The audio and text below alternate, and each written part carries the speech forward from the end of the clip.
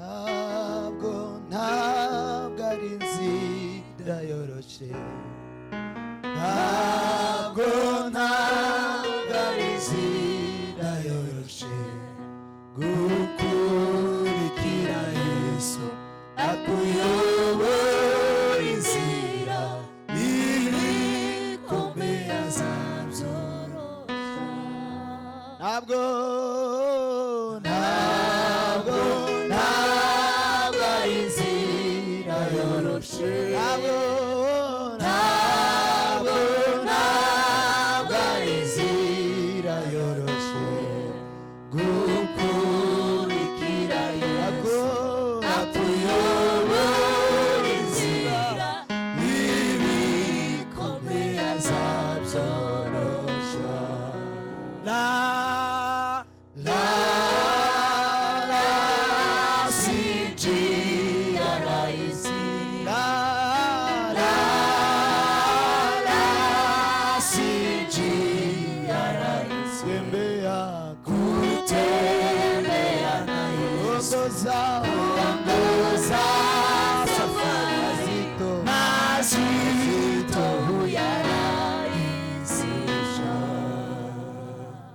Nani mumugisha. Mungu awabariki. Amen. Haleluya. Amen. Turongera gushimira Imana uyu mugoroba bene data. Tunamshukuru Mungu tena kwa ajili ya jioni ya leo. Imana yongeye kuturemera akakanya. Mbao Mungu ametumbia muda huu. Turashimira bene data bose tutabanye kare tugiye kubana muri uyu mwanya. Nashukuru wandugu ambao hatujakuwa nao mapema lakini tunataka kuwa pamoja nao sasa. Ndagira ngo Imana igufashe. Nataka Mungu akusaidie. Uza wibaza ibintu bimwe na bimwe by'ingenzi. Ujiulize mambo mamoja ambayo yasamani. Kimwe muri ivyo ugomba kwibaza niki? Kimoja kwa mambo hayo lazima ujiulize ni haya. Ugomba kwibaza ubuzima bw'ubukristo bwawe nimba bukura, nimba uzugenda ukura. Jiulize kwamba katika maisha yako ya Kikristo kwamba unakuwa. Ni ibintu biteye agahinda ku mwana avuka akaguma gakamba gusa ntatangire kugenda cyangwa ngo avuge akabahuza. Ni kitu ambacho kinashangaza kumwona mtoto amezaliwa hakui hata mbai afanye chochote. Uretse kwibaza kukura, hata kujiuliza kukua, ugomba kwibaza aho uva na aho uje. Lazima ujiulize natoka wapi naelekea wapi. Icy'ingenzi gikomeye cya gatatu kirenze. Cha tatu ambacho ni ya thamani ambayo unaweza jiuliza. Utegerezwa kumenya mu buzima bwawe bw'Imana nimba ukorana n'Imana. Lazima ujiulize katika maisha yako na Mungu kama unafanya pamoja na Mungu. Hari igihe umuntu yinjira mu gihugu ntamenye n'amatwara yake. Na vile unaweza ingia katika nchi usijue historia ya nchi na usijue nchi hiyo. Ubuzima bw'Imana bwose bushingiye ku Mana na Yesu n'Umwuka. Uzima wa Mungu wote inasimamia kwa Mungu na Yesu pamoja na Roho. Kandi kuva kera kugeza isaha nibo bayobozi n'ubundi bibi. Tangu awali mpaka leo hao ndio viongozi wa mambo yote. Iyo rero umuntu ari umukristo. Mtu sasa akiwa Mkristo ndashake gukorana n'Imana. Na hataki kufanya pamoja na Mungu. Ntakenere ku Imana imuyobora. Hataki Mungu amuongoze. Ntakenere kumva Yesu muri we. Hataki Yesu katika maisha yake. Ntakenere kumwuka bakungoma muri we. Hataki Roho Mtakatifu aenzi katika maisha yake. Ibintu abakora byose. Mambo yote anayoyafanya. Ni gukanika gusanta aho zagera. Ni kama anafanya mechanic, hafanyi kitu. Tuzamura Imana amaboko mu izina rya Yesu. Haleluya. Haleluya. Ije tumubona abantu benshi baraho utamenya iyava niyaje. Kinachosababisha uone watu wako hapo ujue anakwendako ujue atokapo. Ashobora kubavuga ibintu gusa byo kukanwa. Ingalao anasema tu mambo ambayo yako katika kinywa chake. Imana igufashe. Mungu atusaidie. Utangire gutekereza cyane. Uanze kufikiria sana. Kandi utekereze kuri wewe. Tena ujifikirie wewe mwenyewe usifikirie mwingine. Impamvu niki? Sababu ni gani? Nukinisha ubukristo bwawe ntaho buzagera. Ukicheza na Ukristo wako hakuna mahali utaenda. Nawe apana ubw'abandi. Yako si ya wengine. Haleluya. Amen. Icyakabiri. Ya pili. Nudakenera kugira ngo winjire imbere cyane witange cyane. Usipotaka kujitoa ujitoe sana usonge mbele. Haleluya. Amen. Hari ibyo utazagera. Kuna yale hautafikia. Ikinda kirangije nuko. Hiyo nimemaliza ni hiyo. Nubwo tutabisoma. Ingalao tusisome. Imana iboneka mu buryo. Mungu anadhihirika kwa mambo matatu. Haleluya. Iboneka mu buryo bwinshi ariko hari ku buryo. Inadhihirika kwa mambo mengi lakini kuna mambo matatu. Icyambere. Ya kwanza ni ubuzima bwawe bwo gukiranuka Imana ugenda uyibona gutyo ukiranuka. Ni maisha yako ya kuwa mwenye haki. Unamuona Mungu baada ya siku. Icyakabiri. Ngine ya pili, ubuzima bwawe budakina bwo gusenga, udakina ugasenga ushaka kugira ngo usenge umenye ubushake bw'Imana, uragenda ukayigeraho. maisha yako ambayo ya maombi si ya kucheza, ni kuomba bila kucheza. Icya gatatu, Ya tatu, ukorera Imana ukayigeraho gutya, kwitanga gukorera Imana gutya, uragenda ukayigeraho. unajitoa kutumikia Mungu, unaenda unamfikia Mungu. Ibiko ari bitatu, nimba nta kintu ukora muri ivyo, Mambo matatu hayo, kama hautendi moja kwa hayo, muranemera gatoya mvuga amagambo atatu ajanye n'ibi bitatu navuze. mtanikubalia kidogo niseme maneno matatu ambayo yanaendana na haya matatu ambayo nimesema. Haleluya. Amen. Danieli yarasenze abona kugira neza kw'Imana. Danieli aliomba akaona uwepo wa Mungu ama kuzirika kwa Mungu. Nowa yarakiranutse abona Imana, abona kugira neza. Noa amekuwa mwenye haki akamuona Mungu. Ibrahimu yakoreye Imana arayireba na Daudi. Ibrahimu amemtumikia Mungu pamoja na Daudi wakamuona hivi. Ntabwo bayibonye n'amaso y'umubiri. Hawajamuona na macho ya Hari kimwili. igihe usanga umuntu ari umukristo ariko atazi icyo Kuna gukora. vile unaweza mkuta mtu ni Mkristo lakini hajui cha kufanya. Atazi ni icy'ingenzi cyihutirwa. Hata hajui cha samani ambacho anaweza kufanya. Nyuma yo gusirimba wibaze niki Imana izi gushimira. Nyuma ya kucheza hapa ni nini Mungu anafurahia kwako? Praise man, chubero Hallelujah. Ibintu bitatu ugomba kwibaza bikomeye cyane. Lazima maneno hayo matatu ujiulize sana. Imyaka yose umaze uri umukristo, Miaka yote umemaliza ukiwa Mkristo, ugomba kwibaza nimba uzunezeza Imana. lazima ujiulize, je, namfurahisha Mungu? Turi kumwe? Tuko pamoja? Icya kabiri, Cha pili, ugomba kwibaza nimba Imana ikwishimiye. lazima ujiulize, je, Mungu ananifurahia? Haleluya. Amen. Icya gatatu, Cha tatu, ugomba kwibaza nimba uzushimwa. lazima ujiulize kwamba wewe unashukuriwa Cyangwa unashuhudiwa. Reka tubivuge gutyo. yes, ama unashuhudiwa na wengine. Imana yabajije Satani ngo ese wamboneye umukiranutsi wanje yo. Mungu aliwahi muuliza Shetani, je, umemwona mwenye haki wangu Job? Paulo yaranditse aravuga ngo muntahirize Apele. Paulo ameandika akasema msalimie Apele ambaye anashuhudiwa mbele ya macho ya Mungu. Yes. Imana yarivugiye ngo hari ikintu twakora tugihishe Ibrahimu. Mungu mwenyewe alisema kuna kile tunaweza kufanya, kuna kumficha Ibrahim. Reka mbabaza akabazo. Acha niwaulize kaswali. Tuzamuni Imana amaboko. Tupandishe Mungu mikono Hari yetu. Ibrahimu. Haleluya. Amen. Hari uyu mukobwa Apele washimwe imbere y'Imana. Ikiwa na msichana huyu ambaye ameshuhudiwa mbele ya Mungu. Wenda hari ibyo utaba warasomye ndaho kurenganya. Kuna yale hujasoma hatuwezi kudhulumu. Ari Yobu. Ikiwa ni Ayubu. Aba bagabo bose. Wazee hawa wote. N'abandi bagore wenda tutavuze ba Ana n'abandi. Na wengine wa mama wakina Ana na wengine. Muzamugira ngo Imana ari kwipfa kuvuga gusa ngo kanaka. Unafikiria Mungu alikuwa anasema fulani itazi n'amateka ye bila kumjua na kujua historia yake? Mtazakenera gusa gutarama butarama. Kwa nini mtu apende tu ashiriki kushiriki? Shaka Imana mwiza. Tafuta Mungu katika maisha yako. Yesu niwe wavuze ngo. Yesu ndiye mwenyewe alisema. Mtu wosanga data ntamwireheje. Hakuna yule ambaye atamkuta baba bila mimi kuwepo. Mimi data reka nkubwire. Acha ndugu yangu nikwambie. Imana ikurinde. Mungu akulinde. Igikorwa cy'Imana ukora ukagikora n'ubunebwe. Matendo ya Mungu ambayo unafanya kwa mkono miregefu. Imana ikurinda ayo mateka mu izina rya Yesu. Mungu akulinde historia hiyo katika jina la Yesu. Jambo bita hatima n'ejo hawe hazaza. Katika Kiswahili hatima, kesho ambayo itakuja kwako. Bita destiny. Ambayo wanaita destiny. Hallelujah, yes. Ukusenga buke ni kuzagera imbere buke. Vile unaomba kidogo ndivyo utasonga mbele kidogo. Ni kuzagera kure gake. Vile unajitoa kwa Mungu chache vivyo hivyo utafika kwa Mungu kidogo. Ukristo ngaburi muri uriya bakarudaya ngaburi he. Vile unachezesha Ukristo, hatima yako tabuzayigeraho neza. Mwisho wako utafika vizuri. Rero abantu benshi b'Imana bakunda ubuzima bwaho goroshe. Kwa hiyo watu wengi wa Mungu wanapenda maisha ambayo ni maregevu hapa. Amen. Amen. Amen. Amen. Reka dutere haleluya. Hata tushauti haleluya. Haleluya. Haleluya. Ndi kumwe nawe banduhutse nisanze muru kundo rwawe ambere y'ubukiro ubuntu bwawe bumagije ndi kumwe nawe banduhutse. Tugiye kuganira ijambo rivuga ngo Imana ifite amaboko. Tunataka kunena neno lisemayo Mungu ana mikono. Ariko ndashaka gutinda ku kantu gatoya. Lakini nataka tukae kaneno kadogo tu. Haleluya. Amen. Kitwa kutarebera Imana hafi. Litwaye kutokumwangalia Mungu hapa karibu. Ibitekerezo byawe byaguke. Fikiria zako zipanuke. Urebe Imana birenze ukuzutekereza. Umuone Mungu juu ama zaidi ya vile unafikiria. Imana ingana n'ibyifuzo usengera. Mungu alingani na mahitaji ambayo unaombea. Kandi Imana ingana n'igihugu.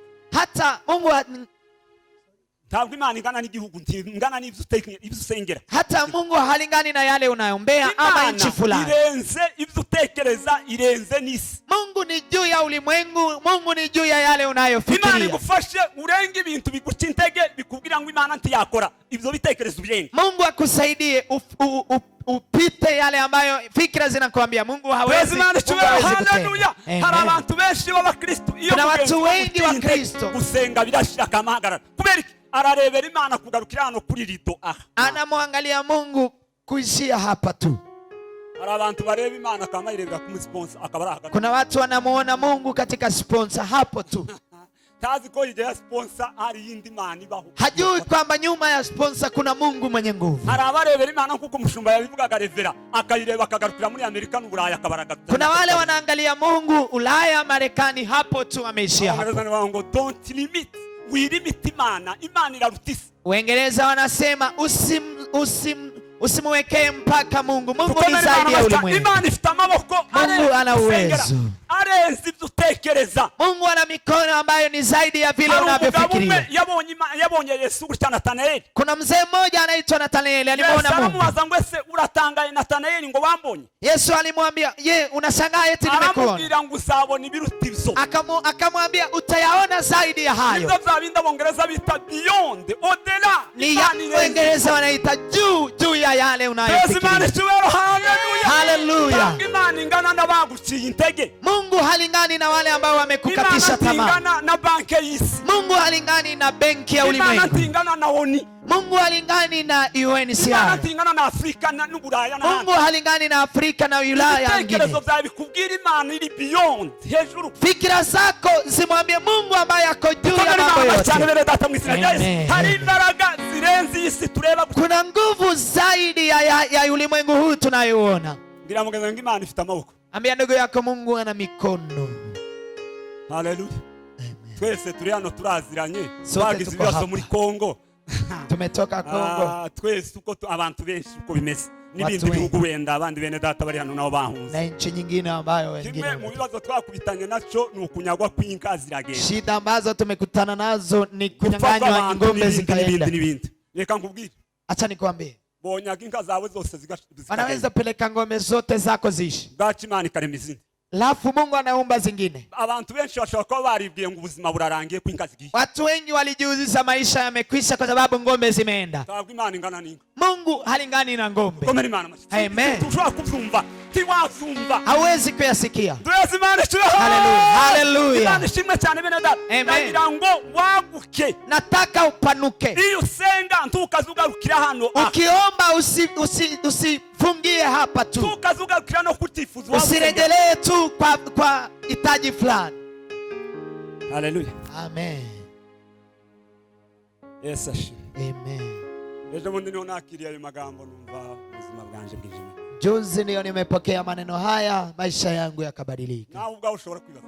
Hata kibinafsi unaweza jiuliza. Imana irangana ite? Mungu analingana na nini? Wewe usugira ngo irangana. Wewe unajiuliza analingana na nini? Iyo umuntu akubwira ngo umwana wawe ntaziga ugashika indeye ngo ntaziga uwawe ugira ngo Imana irangana nani? Irangana nawe. Mtu akikukatisha tamaa akikwambia mtoto wako hatasoma, unafikiria Mungu analingana na nani? Ubuzi bwawe bwagize ikibazo uzugira ngo Imana irangana na Mombasa cyangwa Kisumu. Utajiri wako ukishita unadhani Mungu analingana na Mombasa ama Kisumu. Muhindi wenda yahagaze gutanga sponsor cyangwa se wenda gutanga support uzugira ngo Finland bahagaze. Ukiza Muhindi akisimamisha support yake, kwani unadhani Finland wamesimama? Komera Imana mashimwe Pigia Mungu makofi mengi. Imana iraruta isi z'abakomeye. Mungu ni zaidi ya ulimwengu wenye nguvu. Mungu mwenye nguvu wastahili heshima zote. Mungu mwenye nguvu, Mungu mwenye nguvu, oh, wastahili heshima zote. Haleluya. Amen. Abantu baratandukanye. Watu ni tofauti. Hari umuntu wagiye gusengera ibihumbi miliyoni 3. Kuna mtu alienda kuombea milioni 3. Undi nawe agenda agiye gusengera ibihumbi 30. Na mwingine akaenda kuombea 30,000. Mtu wa milioni 3 yumva ngo ku ruhande rwe undi nawe karasengera 30,000. Akasikia mtu kando yake kuna yule anaombea 30 chini. Ko naje gusenga nkeneye kubona Imana kubera ibikorwa mfite. None ko numva wayivuga hari ikibazo kindi ufite nawe. Je, akamwambia je, nasikia unasema una shida gani na wewe? Arambwira ngo naje gusenga kandi ko ndasengera ibihumbi 30. Naye akamwambia nimekuja kuomba naombea 30,000. Ubuhamya batubwiye wa mugabo afashe ibihumbi 30 ngura urusaku utaha gira ngomeze nsenga. Sasa mzee huyo akatoa 30,000 akamwambia wewe ondoa fujo hapa nenda. Mungu mwenye nguvu, wastahili heshima zote. Nusengera igari bazoguha igari. Ukiombea baiskeli utapewa baiskeli. Nusengera ubutaka bwa hektari mwe bazaguha hektari. Ukiombea kiwanja ya hekta 1 watakupea hekta 1. None uzibona bamwe batunze indege abandi bafite hektari imwe abandi bafite miliyaridi z'amadolari. Wewe unaona wamoja wanaishi na ndege wengine milioni za dola. Wamezaliwa naye. Bavukiye mu miryango ikomeye abo barupapa. Kuna wale wamezaliwa katika familia za pesa hao wako kando. Ushobora kubwira Imana ngo nzava. Lakini unaweza kumwambia Mungu nitatoka hapa. Ukoreki. Ukinipa hichi nitatoka. Haleluya. Amen. None uraje mpaka nawe nimba kene inki gihumbi azobona inki gihumbi. Kama anahitaji ngombe 1000 atapewa ngombe 1000. Wewe nimba kene utuka 5 bazaguha 5. Ukihitaji ngombe 5 utapewa 5.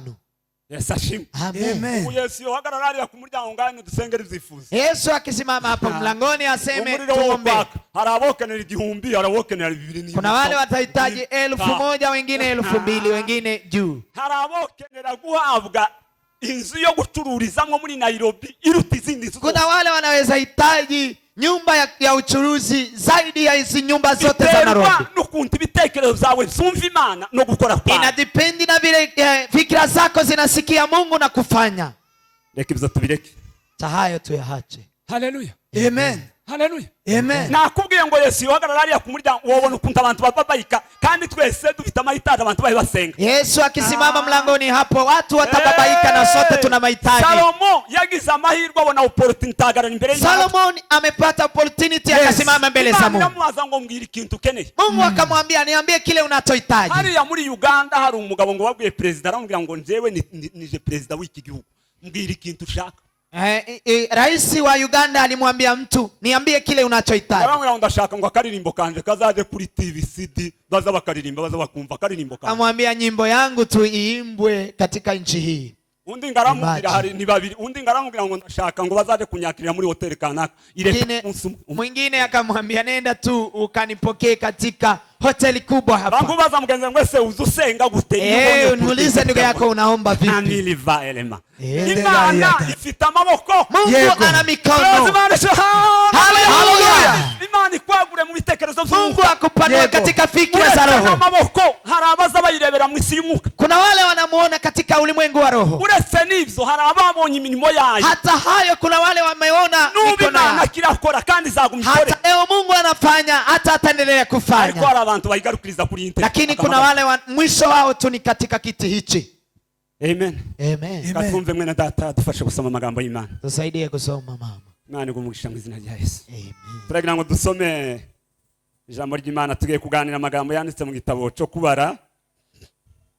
Kitabu cha Hesabu. Reka dusome igice cya 11 kubara. Hesabu 11. Dushaka gutinda cyane bene data Imana ibamugisha kandi Imana ibongerera. Hatutakaa sana ndugu, Mungu awabariki. Kanguka umenye ko Imana ibaho. Wewe amka jua kwamba Mungu anaishi. Iri jambo ushatse warisigura mu rwego Dieu a la puissance. Imana ifite imbaraga. Mungu ni mwenye nguvu. Neno hili unaweza fafanua ukisema Mungu ni mwenye. Imana ama Mungu anaishi. Esa shimwe cyane tukazugira ngo Imana igarukira ku bazima. Usifikirie Mungu anaishia kwa hawa wazima tu.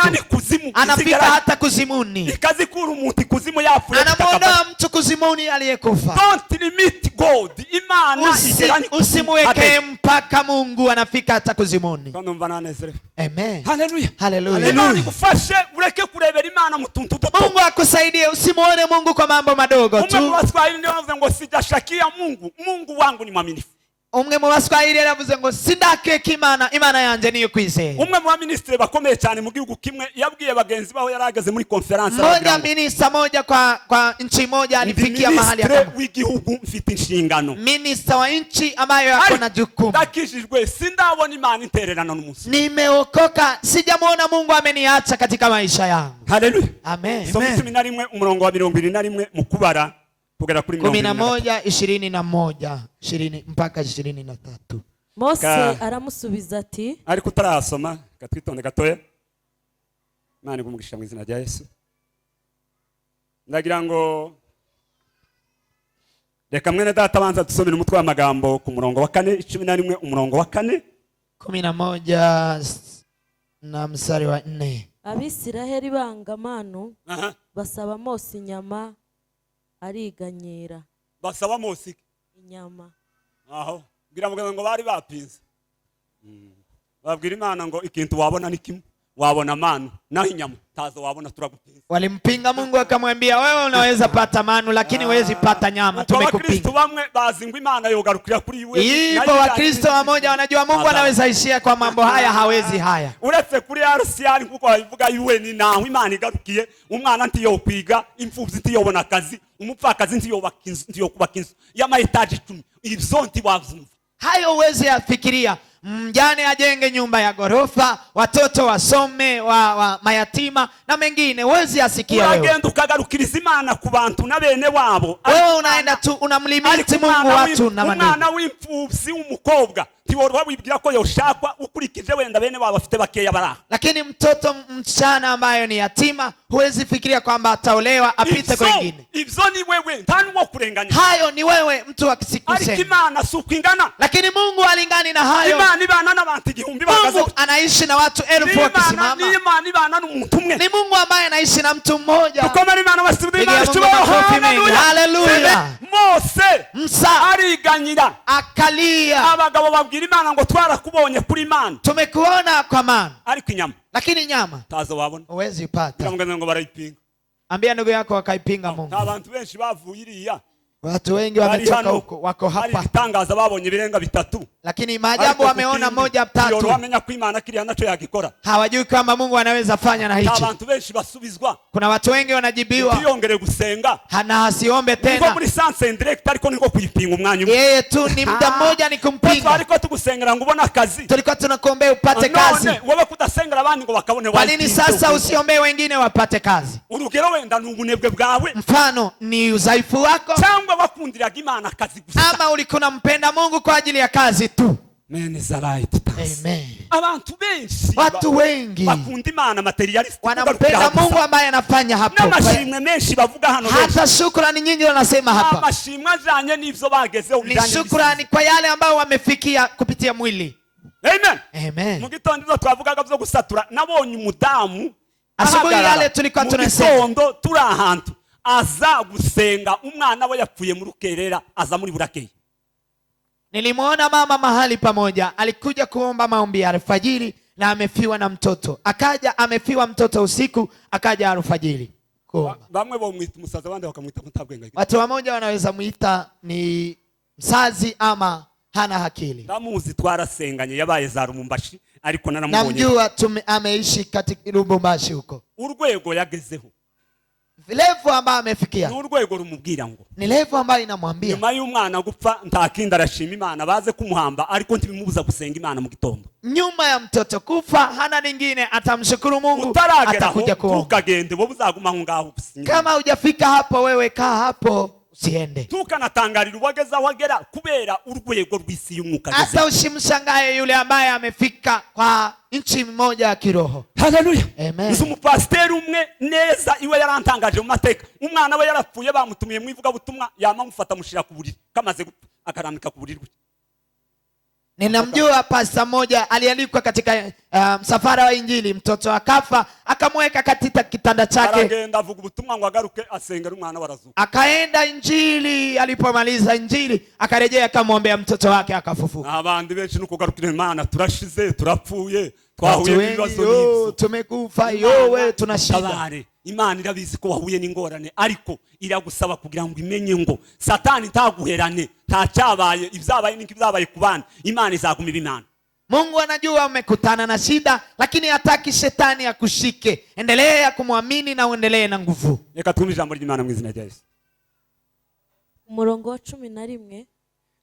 Urasoma umurongo urahera ku murongo wa 4 gatoya turagenda tuvugaho dusoma. Abanyamahanga ikivange bari hagati y'Abisiraheli batangira kwifuza. Batangira kugira gute? Kwifuza. Uzanga abakristo benshi bazabifuza se? Oya. Wakristo wengi hawatamani. Abantu bazabifuza cyane bagirira ari ry'isi na abanyamahanga batakebwe. Wale ambao wanatamani ya mambo ya ulimwengu ni wale ambao hawajatahiriwa. Bahora n'umwuso nirari ridashira.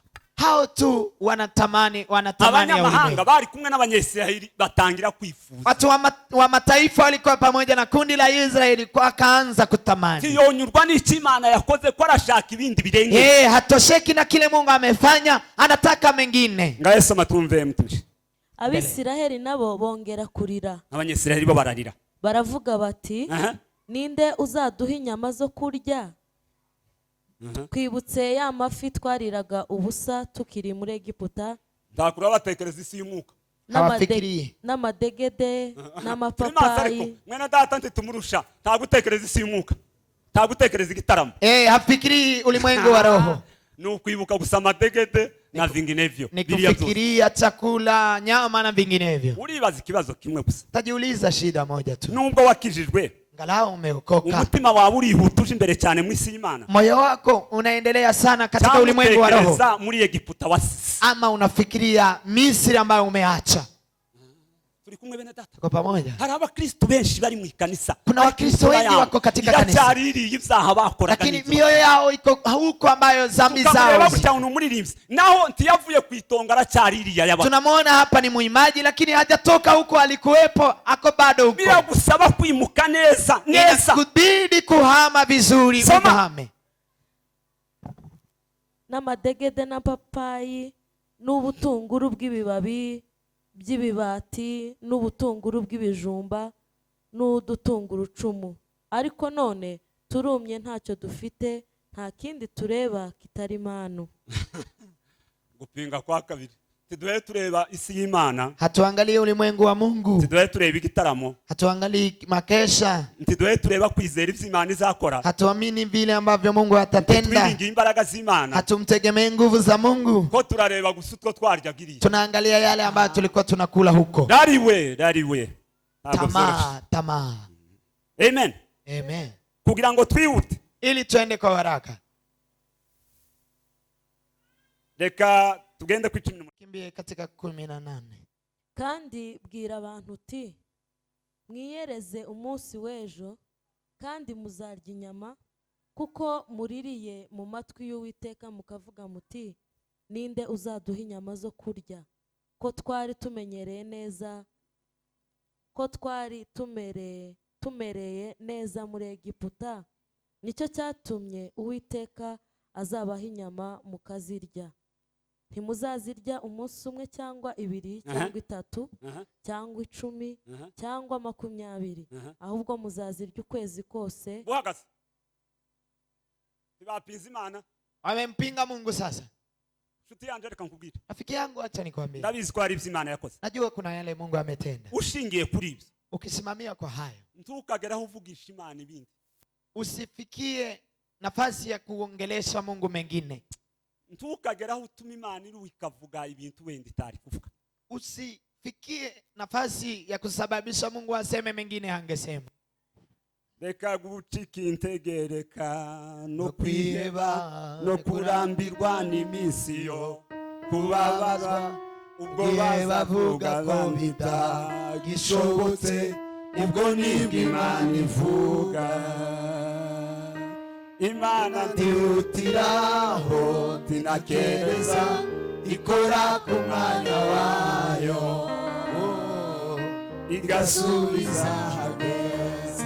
Imana irababwira ngo muzarya inyama. Mungu akawaambia mtaikula nyama.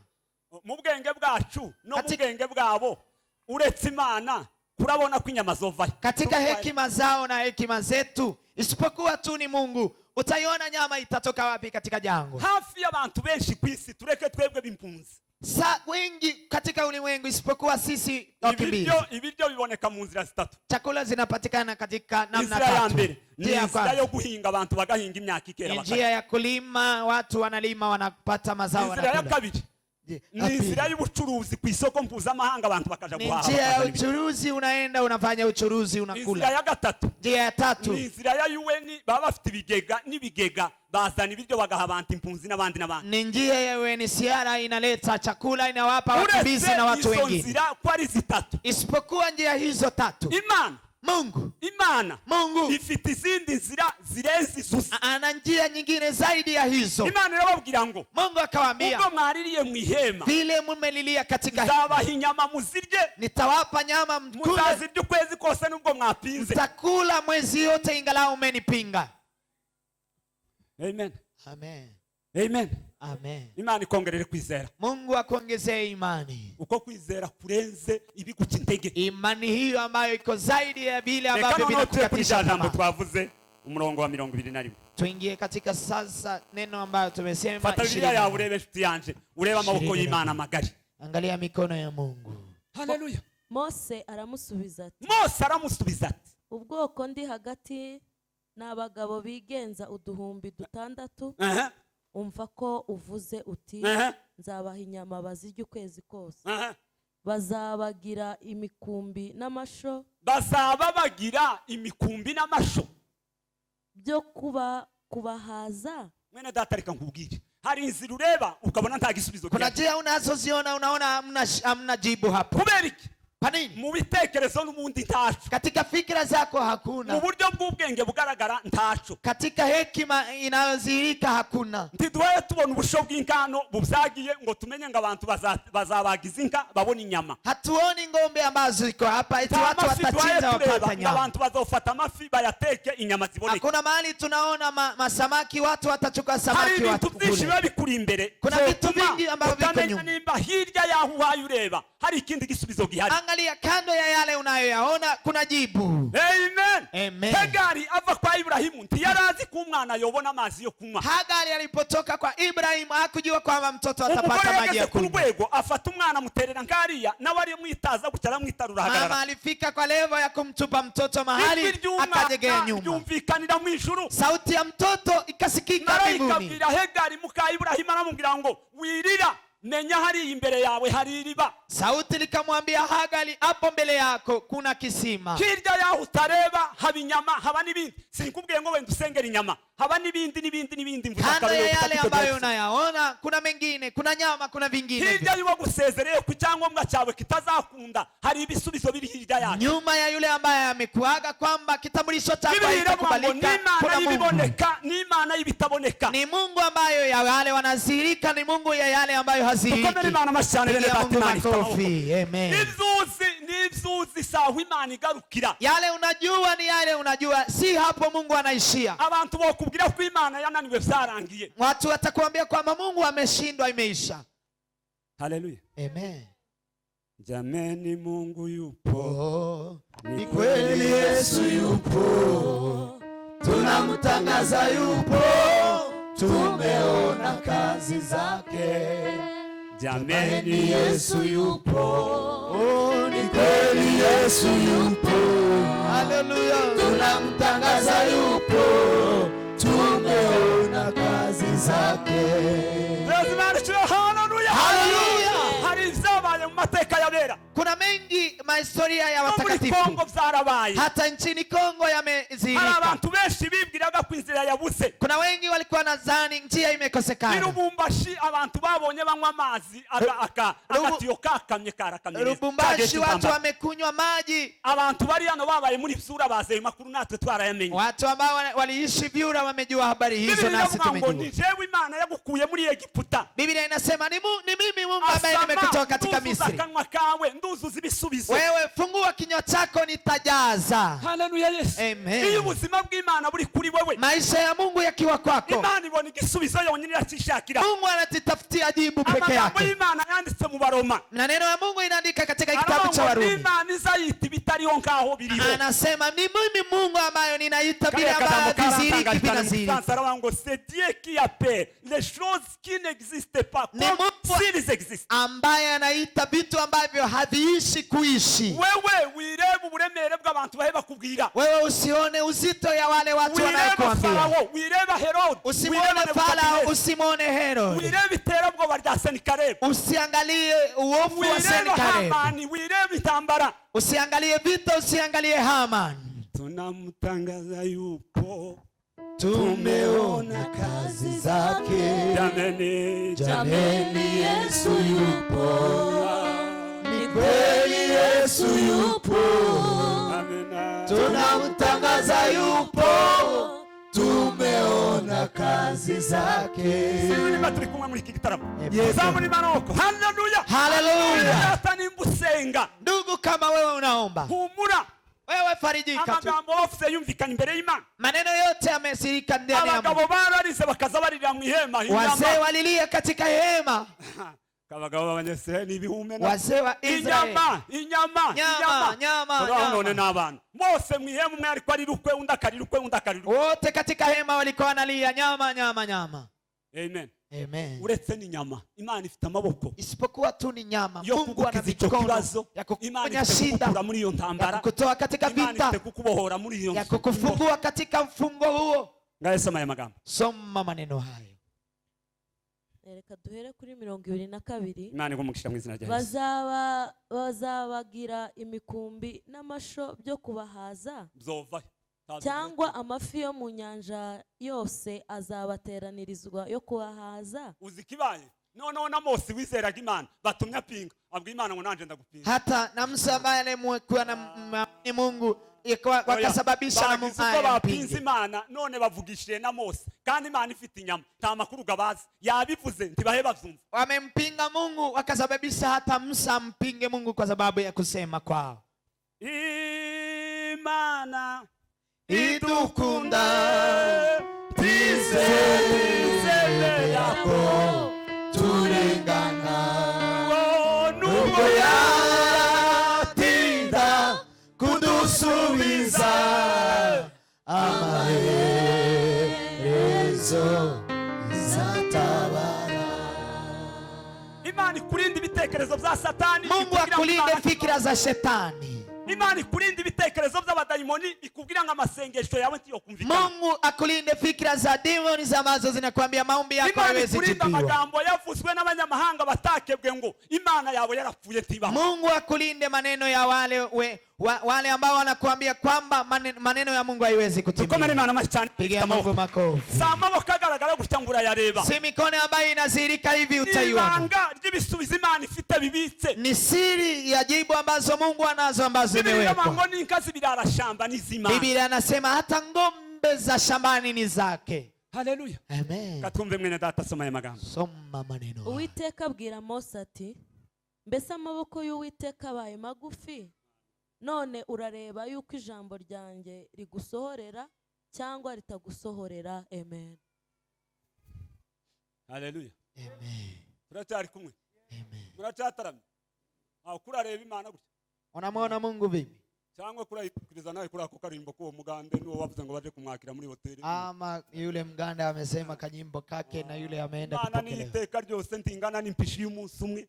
Ntingana nako karimbo ko kuri TV. Mungu halingani na shibe ya siku moja ama kanyimbo kwa TV.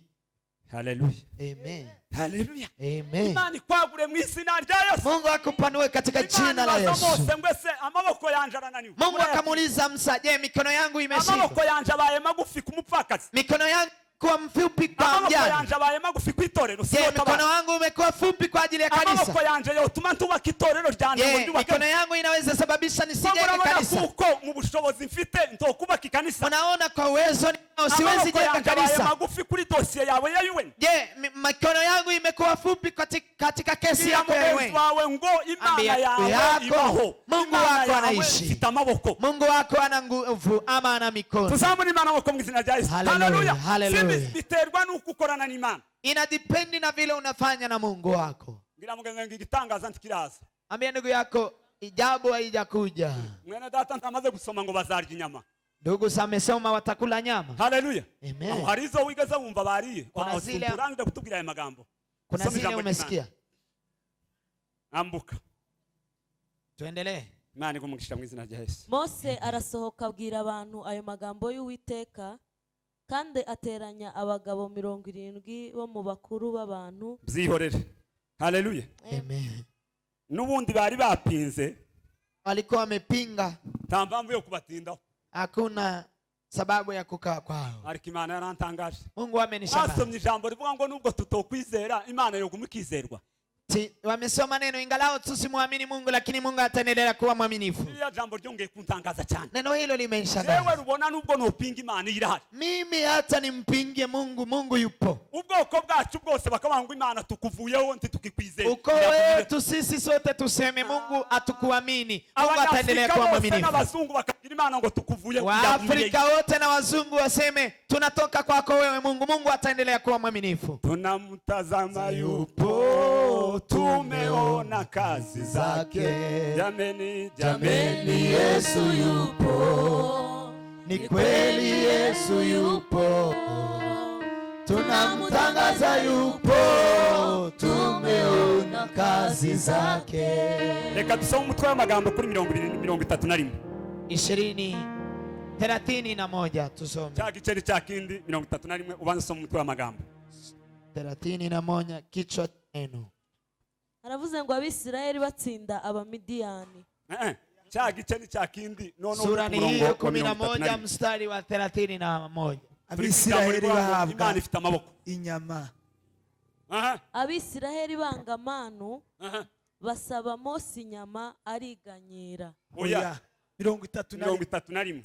Abisirayeli bahabwa inyama bahanwa. Turi maso ariko ababo bariko basaba inyama ntubarenganye, nicyo cyifuzo bari bafite. Walikuwa naomba nyama, usiwafikiria hao walikuwa wanahitaji. Nawe ntuzi cya mugenzi wawe. Sijui lako na wewe ujui la ndugu yako. Reka tubazanye akabazo kamwe. Cha tuulizane kaswali kadogo. Ese abantu bazabanga Imana iba hose? Je, wanasema Mungu ako mahali popote? Mwikamenya byose harya omniscia omnipota gutyo gutyo. Yes, yeye anajua yote. Reka wenda tubaza akabazo kamwe. Twese twovugira rimwe turi miliyoni 10 Imana yo kumva. Sote tukisema chali moja tukiwa milioni 10 Mungu atatusikia mara moja.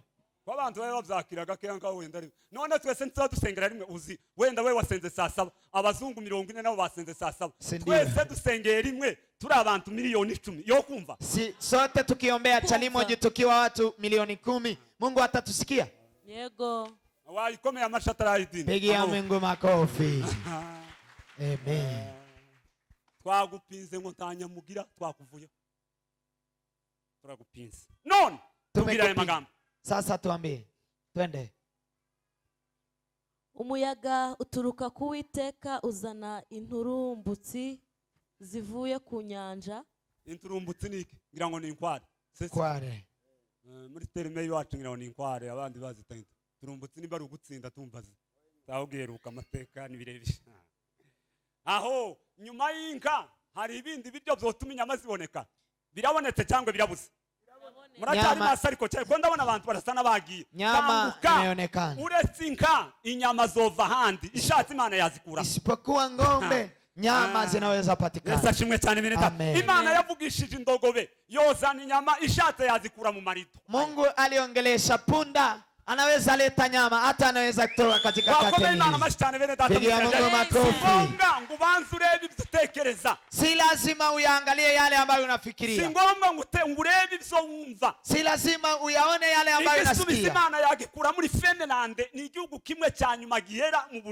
Jibu lako Mungu anaweza itoa Finland huko Ulaya. Umuhero ukada ku nyanja. Lende ubutaka Finland nwango niho hanyuma hayeka winjira ku nyanja. Ni mwisho ukiingia katika bahari. Yakugisubiza muri Finland ikagishira umuntu muri South Africa efo. Mungu anaweza ondoa jibu lako katika huko mwisho kwa bahari, analiletea mtu South Africa huko. Twakomeje gutinda ku nyama ziranditse. Sinzi katira nizo zanditse. Sinje wabyanditse. Twasanze abanyesirayeli barasengeye inyama. Ibyo wabisengera humura Imana izagusanga. Tumekuta wana wa Israeli wakiombea nyama. Wewe farijika yale unaombea Mungu atakujibu. Haleluya. Irababwira ngo nzabaha inyama musibye ukwezi. Mungu akawaambia nitawapa nyama mkule mwezi mzima. Haleluya. Amen. Waje nkumuravyo uradutabara. Waje nkumuravyo uradutabara. Imbere yacu hari yacuza umwijima wicura urindi. Hirya no hino nzira yariho yo gutabarwa. Waje nk'umuravyo uradutabara. Waje nk'umuravyo uradutabara. Biramugeze ngo hirya yaho utareba huzuye ibisubizo. Hirya yaho utareba apana ureba hirya. Kando ya yale unayoona kuna majibu. Imana ifite amaboko. Mungu ana mikono. Imana ifite imbaraga. Mungu ana nguvu. Imana ifite ibisubizo. Mungu ana majibu. Biblia inamwanga ibyari byuzuye Yesu bwari ubuntu bugeretse ku bundi. Biblia inasema yale yalikuwa yanamjaa Yesu ilikuwa ni neema juu ya neema. Kasema aya magambo tumve ifite Imana. Reka ntangire. Umuyaga uturuka ku Uwiteka uzana inturumbutsi zivuye ku nyanja uzigusha aho babambye amahema n'impande zose zigeraho umuntu yagenda urugendo rw'umunsi umwe. Ikirundo cyazo kiresha n'intambwe enye z'intoki. Abantu barahaguruka biriza uwo munsi bazitoragura bakesha ijoro. Oya hagarara gatoya. Tibari bavuze ngo ntanyama tubona. Si walikuwa wamesema hatutaiona nyama. Abahanga b'abasaza barabango ariko umuntu agira isoni nke. Aho none ko murahaguruka muje gutora inyama ntimwapinze mutazo mwabona. Sasa unaenda kuchagua nyama na umepinga kwamba huwezi ziona. Abantu b'imfura n'abantu buzimuka cyane ihinda yovugisha abantu byinshi. Isipokuwa ni watu waungwana na watu ambao wamejaa Roho Mtakatifu, tumbo itakuongelesha. Ibintu byovugisha umuntu byinshi kubera iki? Nukurwobo nubwo bashiramwe amabuye yagira ngo n'umutima washizemo. Tumbo inaweza kuongelesha mengi, ingalau weke mawe inaweza kate. Barahaguruka. Wakasimama. Abantu barahaguruka biriza uwo munsi bazitoragura bakesha ijoro. Biriza n'undi munsi. Uwatoraguye nke aba atoraguye homeru 10. Bazanika hose impande zose z'ingando zabo. Inyama bakizishinze amenyo bataramara kuzitapfuna. Uburakari bw'Uwiteka bukongerezwa abantu abatera mugiga ikomeye cyane. Buhagaze. Amen. Bigaze bazimira. Kumira niki wamemeza. Bigaze bazimira zija munda. Wamemeza zikaingia katika tumbo lao. Wovugisha Imana byinshi ikaguha igisubizo ariko ikaguhana. Unaweza muongelesha Mungu mengi anakupa jibu na yakini na kuyazibu. Imbaraga irakurusha amaboko irakurusha ibisubizo. Mungu anakuzidi nguvu, uwezo. Mungu anakuzidi uwezo, anaweza kukupa jibu. Barazishitse gutya barashafite mumenye ko bari kugira ngo bagiye kumira. Kugira mugenze ngo birabura. Neza. Mungu akawapa nyama. Kuzibona ko bazibonye. Imana yaberetse ko inyama woreba nk'utu tubuye gutya nimba tubuyengesha isinzi. Dore nk'aka kamwe inyama iyindi. Batangiye kuzifata gutya barya Imana imanura mugiga. Walipoanza kukula nyama hizo, Mungu akashusha ugonjwa. Iyo Satani yagendereye abantu benshi b'Imana. Shetani akawatembelea watu wengi wa Mungu. Kimwe mu bintu zibazanira no kwiganyira. Kimoja ambacho anawaletea ni kulia. ikindi cya kabiri ni ukwihebura akiheba. Kingine ni kukata tamaa.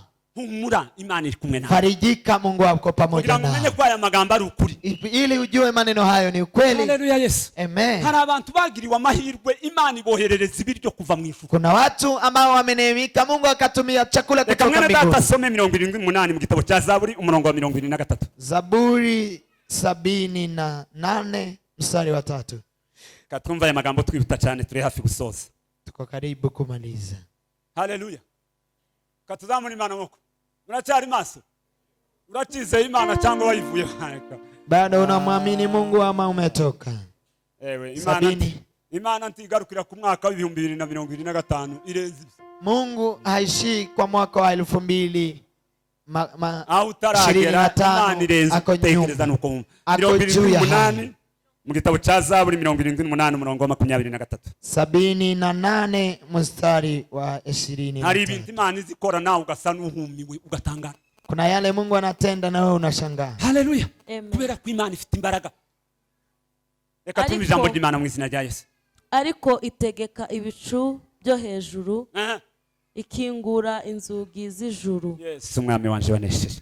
Itegeka ibicu byo mu ijuru, yo kingura urugi. Anayeamuru mawingu ya mbingu anaweza fungua mbingu. Nuko ntazi kuririmba ariko bene data bazabaririmba ngo otana bahari hanananishwe na kitu kingine. Ngayo kugenda wewe ni Mungu mpasua bahari haufananishwe na kitu kingine.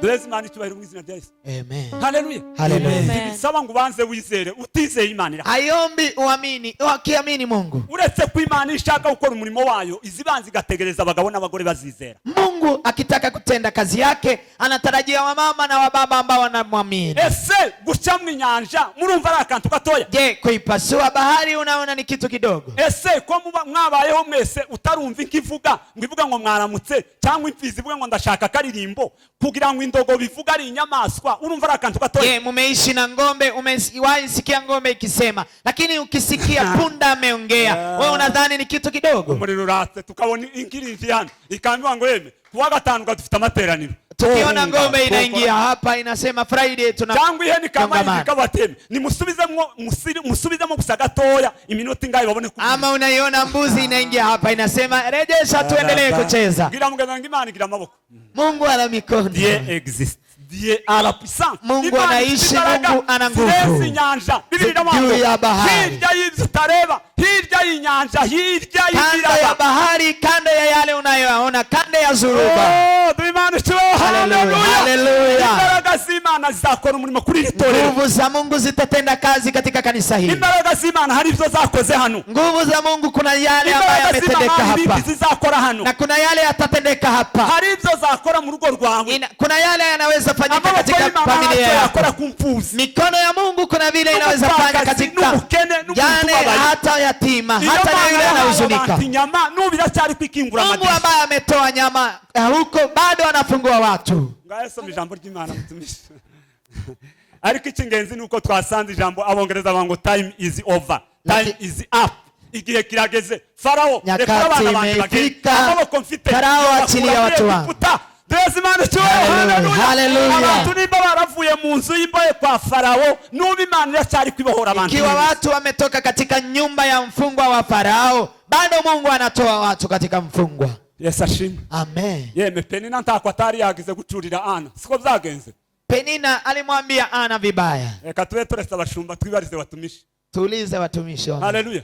Amen. Ana ntiyari ingumba. Ana alikuwa ni tasa. Hanyuma y'inchuro za Penina yarabyaye cyangwa ntiyabyaye. Nyuma ya maneno mengi ya Penina mabaya amezaa majaza. Na amaboko y'Imana cyangwa ni ibintu biraho gusa. Ni mikono ya Mungu ama ni vitu tu viko hapo? Wewe ni Mungu mpasua bahari, haufananishwe na kitu kingine. Haufananishwe na kitu kingine. Nushaka utaruje kuryama. hata uende nyumbani kwako ulale.